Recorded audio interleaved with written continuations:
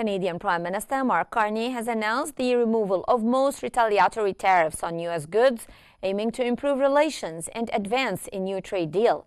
While tariffs on U.S. auto, steel and aluminum will temporarily remain, the move is a reciprocal response to the United States' decision not to impose tariffs on Canadian products that comply with the USMCA agreement.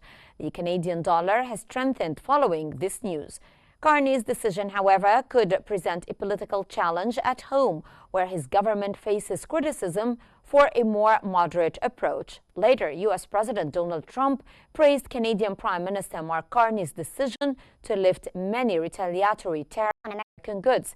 He called the move nice and said that he plans to speak with Carney again soon, noting that their earlier positive call.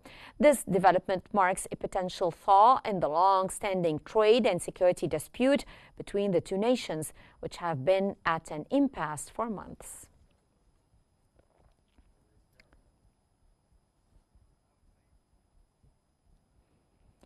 The Indian Foreign Minister has stated that trade negotiations with the U.S. continue, but New Delhi has red lines to defend, especially concerning its farmers and small producers.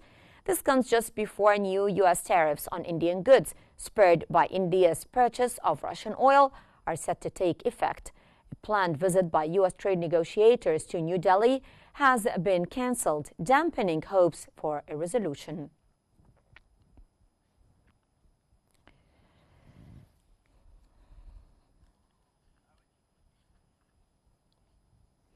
South Africa's agriculture sector is heavily burdened by new U.S. tariffs, which average 30% and threaten the income and employment of farmers.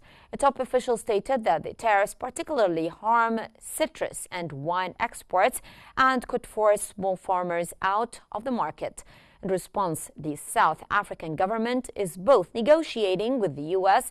and actively pursuing a trade diversification strategy with Asian countries to reduce its vulnerability.